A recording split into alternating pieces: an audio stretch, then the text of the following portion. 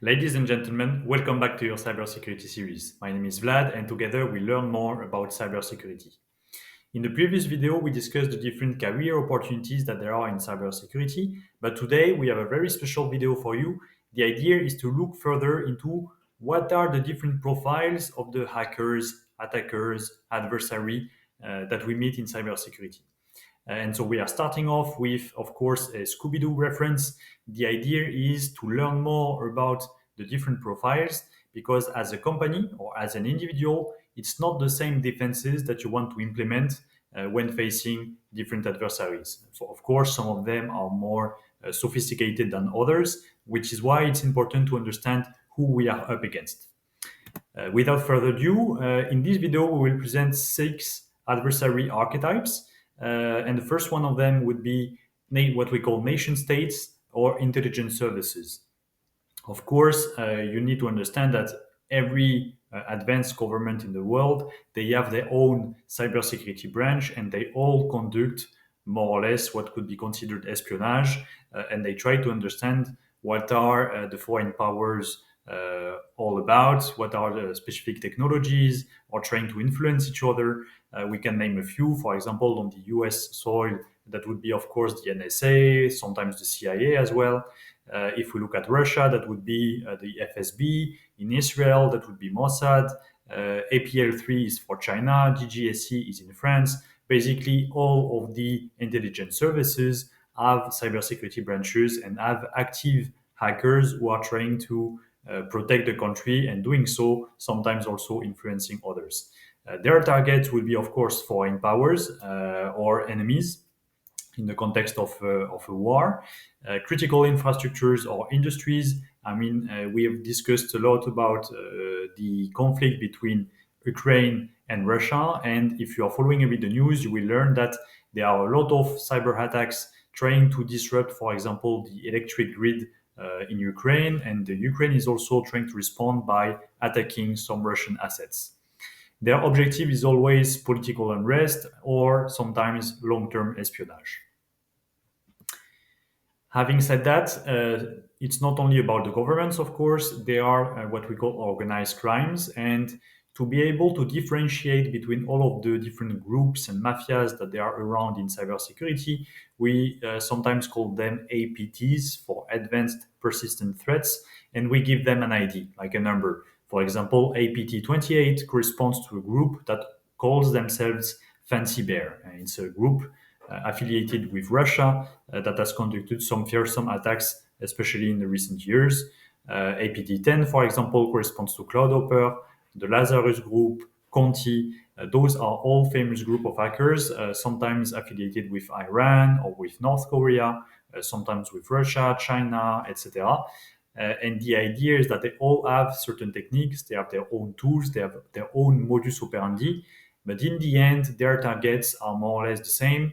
It's about impacting large or mid-sized companies for benefit. The idea most of the time is to penetrate the different systems, learn more about those companies, learn more about critical infrastructures, and then once they have understood how it works, find the right spot where they can inflict the maximum damage. And sometimes this goes through sabotage or data theft or data extortion.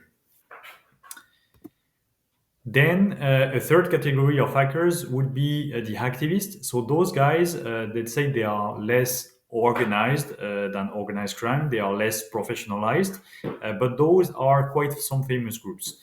Here, the mask is really emblematic from the anonymous group, but there are also other names, for example, Lucifer or the Legion of St. Lawrence. And the common thread is that they focus on values. And for example, if you are a company working in the oil industry, you might be targeted by some environmental activists.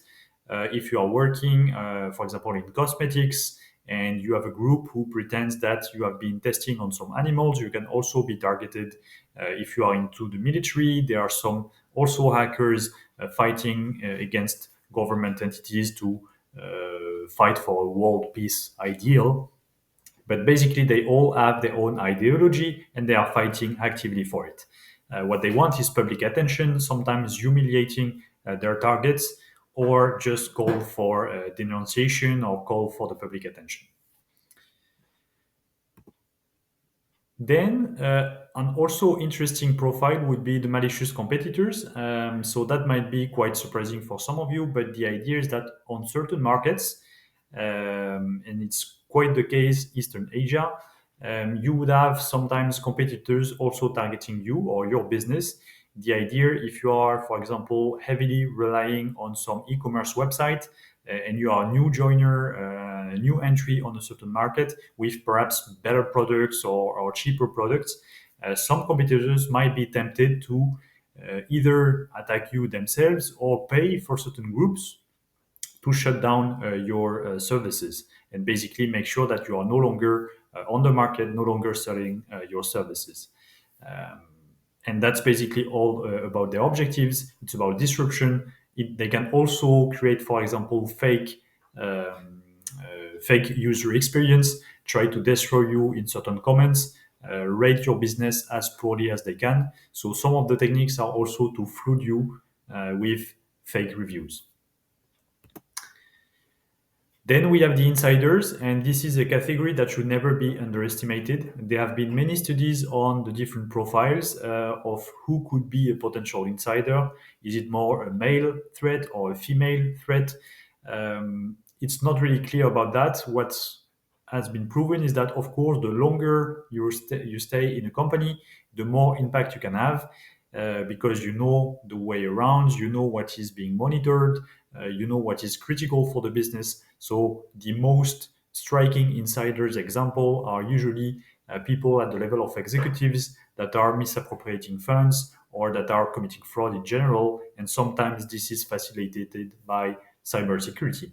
And they can steal data, move to competitors, or steal a client base, take over an advantage. Their profile is usually quite dormant until they have a trigger. And that trigger can be being fired or being denied a promotion, being just disappointed with the change of management, for example. So anything that moves into their own life, whether professional or even in their personal life. For example, someone facing financial difficulties might be tempted to take some of the data and try to sell it on the dark market. The objectives, as I said, financial gain can also be personal revenge if people have been laid out or if some contracts have been interrupted. And what's important to understand is not only limited to employees, but it can also be subcontractors, suppliers, anyone basically you are working with. I'm not saying that to be paranoid, but this is one of the archetypes. And finally, the sixth and last archetype that I'm going to present today is the amateur hackers. So this group is more or less, let's say, getting less and less traction because today what we see is that the groups of hackers, they are assembling themselves, they are getting more and more professional, but there are still some amateur people like students who challenge themselves into hacking real life targets. Sometimes it's not going to end really well for them, but they still exist. What they are reaching for is most of the time entry level companies, so small or medium businesses which do not have a lot of defenses or a lot of security mechanisms in place. Sometimes they attack public entities, for example, their regional or departmental services, student council, for example, just an example, to change their grades or try to shame their professors or the student council in general. So their objectives are really around personal challenge, public shaming sometimes as well, or online reputation if they are doing so in a logic of attracting attention from more senior or more veteran hackers. So sometimes in the hackers forum, they are challenging themselves, and it can be seen as a commitment and as a proof, as a credibility that you have the right skills. So that could also be the case. So that's all for today. These are the 6 archetypes that we will explore in the upcoming videos. Of course, they have some common characteristics, but more on that in the next video. Thank you for your time.